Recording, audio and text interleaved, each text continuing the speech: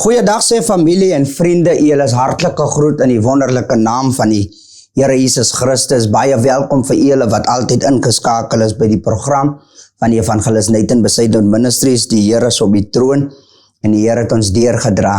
Wat 'n voorreg het ek en u weer eens vandag ontvang uit die hand van die Here uit dat ons is in die jaar 2026 en ons is nou net mooi besig met ons Easter naweek en die Here gaan ons so uitermate seën. Daarom wil ek vandag lees in die Bybel in die boeke van Johannes 20 vanaf vers 7. Johannes 20 praat van die opstanding en vers 7 sê, en die doek wat op sy hoof was, sien hy nie by die doeke lê nie, maar opgerol op een plek afsonderlik. Ek wil weer vers 7 lees, en die doek wat op sy hoof was, sien hy nie op die doeke lê nie, maar opgerol op een plek afsonderlik. Ek wil vandag praat met 'n Suid-Afrikaner oor hierdie titel, Evidence Speaks. Ek wil praat oor bewyse praat van die Bybel sê, en die hoofdoek wat op Jesus Christus se hoof was een kant opgerol en hy het nie by die ander doeke gelê nie. En ons leef in 'n tyd wat ons weet in Suid-Afrika, mense word aangekla terwille van hulle word aangekla omdat hulle baie maal bewyse is wat teen hulle kom en dan word hulle aangekla. En ons weet dat die Bybel sê in die boeke van Johannes dat Jesus Christus het gesterf aan die kruis vir ek en u se sondes. Die Bybel sê die skuldbrief wat op ons was, het hy op hom geneem. En die Bybel sê in Jeremia 9:6, en hy word genoem raadsman, sterke God, ewige Vader en vredevors. En ek wil iemand vandag bemoedig deur iemand te sê dat jy is 'n bewys dat die Here lewe. Ek en u is 'n bewys dat die Here regtig waar opgestaan het. En die Bybel sê voordat ek en u in ons moederskoot was, het die Here ons reeds aan mekaar geweef en hy het ons geheilig. En daarom wil ek vandag met iemand praat om vir iemand te sê dat ons as Christene herdenk reg oor die wêreld, herdenk ons hierdie opstandingsdiens en die kruisigingdiens. En die Bybel sê dat Jesus Christus het gesterwe vir ek en u se sondes en dit gee ek en u 'n tweede kans op die lewe. As ek vandag vir iemand moet vra as iemand vandag vir my kan sê oor hierdie uitsending dat hy 2000 jaar oud is, dan sal ek jou verskoon en vir jou sê, dis reg dat die Here het nie vir jou gesterf aan die kruis nie. Maar net die feit bly staan dat jy nie 2000 jaar oud is een teken dat die Here ook gesterf het vir jou aan die kruis van Golgotha. En die Here wil jou vandag 'n tweede kans gee.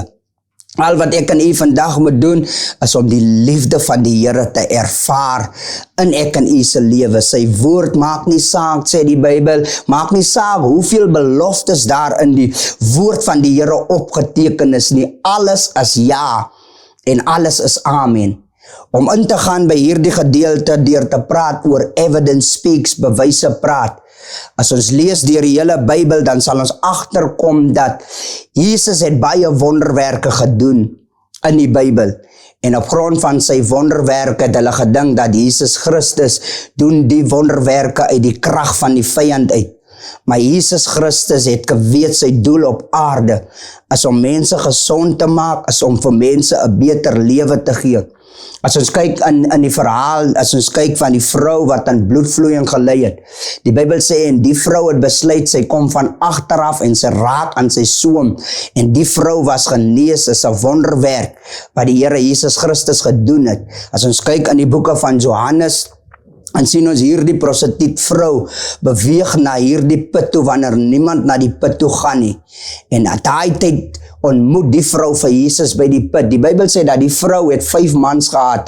Die 6de man wat sy ook het is nie haar man nie en sy ontmoet die 7de man by die put. Die vrou het gegaan na die put toe, incomplete. Sy het stikkend gegaan na die put toe.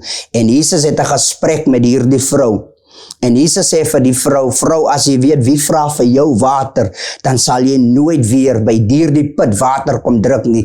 En Jesus doen 'n wonderwerk in die vrou se lewe en hy verander die vrou se lewe. As ons lees in die boeke van Johannes 8 ook, dan sien ons ook Hierdie vrou word op heterdaad betrap en hulle bring die vrou na Jesus toe. En die skrifgeleerdes en die fariseërs wou geweet het, wat doen hulle met so 'n mens van die wet van Moses sê, so 'n vrou moet gestenig word, en Jesus het op die grond neergebuig en het geskryf en het gesê, jy wat nie sonde het nie, gooi die eerste klip. En hulle het hulle klippe laat sak, omdat hulle geweet het. Maar ek praat met iemand vandag om vir iemand te sê, bewyse praat. En net toe Jesus Christus al die wonderwerke doen, het hulle vir Jesus probeer doodmaak, omdat hy wonderwerke gedoen het, en hulle het hom gebring voor verskillende konings, en hulle het hom gekruisig, en hulle het gesê, los vir Barnabas, gee vir Jesus, en hulle het hom gekruisig. En die Bybel sê dat Jesus Christus het gesterwe aan die kruis vir ek en u se sondes, en hulle het hom gaan begrawe. Die Bybel sê, terwyl hy sterwe aan die kruis, dink baie mense dat Jesus Christus hy was dood terwyl hulle hom begrawe het. Hy het afgegaan doderyk toe, om elke sleutel van die doderyk te gaan haal in die hemel, om vir ek en u die sleutel te gee, om ons toekoms oop te sluit. En die Bybel sê, Martha en Maria het vir Jesus Christus, hulle het hom toegemaak, en hulle het hom mooi gebalsam, en hulle het doeke om hom gesit, en hulle het hom gaan begrawe in 'n spilonk, en hulle het 'n groot klip gesit voor daardie graf. Nou die Bybel sê, in daai tyd het hy dan net 11 disippels gehad, van die 12de een, Judas Iskariot, hy het hom opgehang, omdat hy agtergekom het, hy het onskuldige bloed vergiet, en hy het hom opgehang, en daar was dan 11 disippels oor. Maar die Bybel sê dat hierdie fariseërs en die Romeinse soldate, die goewerneurs, het die soldate opgemaak om te sê, sy liggaam, julle moet in die wêreld gaan verkondig dat sy liggaam was gesteel. Nou my vraag aan 'n Suid-Afrikaner en aan 'n luisteraar vandag is, as daar so baie Romeinse soldate was wat die graf bewaak het, hoe kon 11 disippels daai klip weggerol het en sy liggaam uit die graf uit gesteel het? Hoe kon 11 disippels dit reg gekry het? Maar daar's 'n rede hoekom ek ingaan op die gedeelte oor evidence speaks. Want die Bybel sê die hoofdoek wat op Jesus se hoof was een kant opgerol. En dit het nie gelê by die ander doeke nie. Nou daar is 'n rede hoekom die hoofdoek een kant gelê het binne in die graf. Jesus wou bewyse agtergelaat het van hy die belofte gemaak. Ek sal op die 3de dag opstaan. En hy het sy belofte nagekom, en hy het nie hy het nie gaan relax in die graf gaan slaap vir 3 dae, het afgegaan doderyk toe. Het u geweet dat die baas van die hel is ook die Here? Van as die duiwel die baas was van die hel, sou die duiwel homself uit die hel uitgekry het, maar sy plek is spesiaal in die hel. En Jesus los hier die hoofdoek wat op sy hoof was. Ons moet verstaan dat die Bybel sê, dat van jou sweet van jou aangesig gaan jou brood verdien. As jou sweet val op die grondgebied, dan kus dit jou grondgebied. En die Bybel sê, en hulle het 'n doringkroon gevat en op Jesus se hoof gesit, en sy bloed het geval op jou grond, en your cursing become your blessing. Van Jesus het aan die kruis vir ek en u gesterf, maar ek wil afsluit deur hierdie gedeelte vir u te wys, hoekom die hoofdoek op Jesus se hoof was een kant opgerol, was nie by die ander doeke gelê het nie. Is omdat ons leef in Suid-Afrika en ons weet as daar moord plaasgevind het, dan het ons verskillende forensies. En Jesus het geweet dat die mense in Suid-Afrika gaan 'n nadoodse ondersoek gaan doen. Daar's verskillende doeke binne in die graf, en die eerste doek het bewys dat dit die bloed van Jesus was, maar as gevolg ons wat in wetenskaplik is en ons wat weet wat dit is om nadoodse ondersoek te gaan doen, het gesê kom ons kry nog 'n tweede opinie. En hulle het 'n tweede opinie ook gekry, en hulle het agtergekom, die is die bloed van Jesus Christus. Hy het opgestaan, hy het die dood oorwin, en hy is nie meer in die graf nie. En ons moet verstaan, omdat die Bybel sê dat Jesus was 'n Jood. En ons moet verstaan, as 'n Jood aan tafel eet. En ek wil vinnig afsluit met die gedeelte, wanneer 'n Jood aan tafel eet, en hy moet gou sy tafel verlaat, dan sal hy die tafeldoek vat wat langs sy tafel is, sal hy een kant oprol, en hy sal hom netjies sit langs sy bord. As 'n teken, weet u hoekom hy dit doen? Want die bediende weet, as die Jood vinnig sy tafel verlaat het en die tafeldoek is mooi opgerol, weet die bediende dat die Jood gaan nie terugkom nie, hy sla. Maar die moment wanneer die tafeldoek net so gefrommel is langs sy bord, weet die bediende dat die Jood gaan weer terugkom.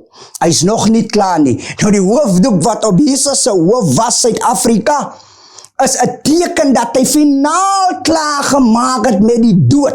Hy kom nie meer terug graf toe nie.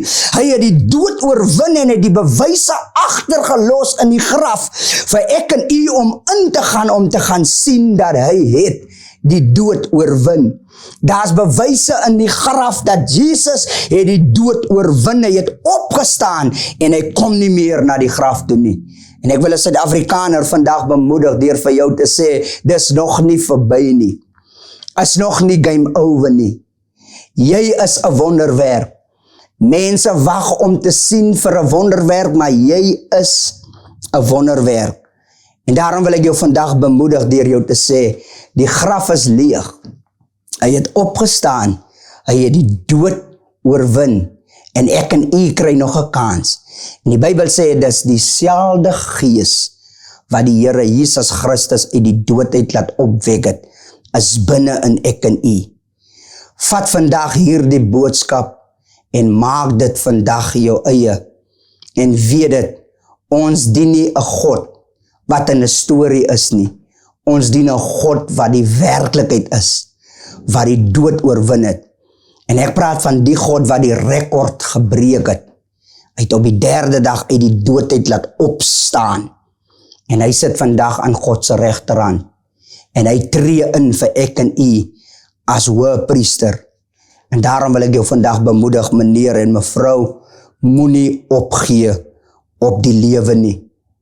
Die Here het 'n plan met jou lewe. Die bewyse is daar dat hy het opgestaan en hy het die dood oorwin. En ek wil jou vandag bemoedig deur jou te sê, as jy enigsins gebed benodig, kan u die volgende nommer wat u op die skerm sien, kan u hulle kontak maak met ons en ons sal vir julle bid. Gaan uit, gaan vertel iemand aan die buitekant dat die Here het jou lief net soos jy is. Wanneer laas het jy iemand gesê dat die Here het jou lief? Wanneer laas het jy iemand gesê dat die Here 'n plan met jou lewe? Wanneer laas het jy uitgereik na iemand toe en te sê, die Here het jou lief, net soos jy is. Vader, ek kom vandag in die naam van Jesus Christus. Ek bring vandag elke Suid-Afrikaner voor u, Here. Elke Suid-Afrikaner, Here, wat nog wonder of u 'n werklikheid is, Here. Vandag kom ek, Here, en ek verklaar vandag dat u uself sal openbaar aan elke Suid-Afrikaner. Dankie vir die kruisdood. Dankie vir dit wat u aan die kruis gedoen het vir ons, Here. Dankie dat die Bybel sê die voorhangsel het in 2 geskeur en dit gee ek en u direkte toegang. En ons gebed is vandag, Here, dat u met ons sal wees, Here, dat u ons sal help in die tyd en dat ons sal dankbaar wees, Here. En weet, ons dien nie 'n God wat dood is nie, maar ons dien 'n God wat lewe. Seën elke persoon, Here, wat ingeskakel was, Here, wat geluister het na hierdie program, Here. Maak elke deur oop in die naam van die Vader, die Seun en die Heilige Gees. Word dan verder verheerlik in Jesus naam. Amen.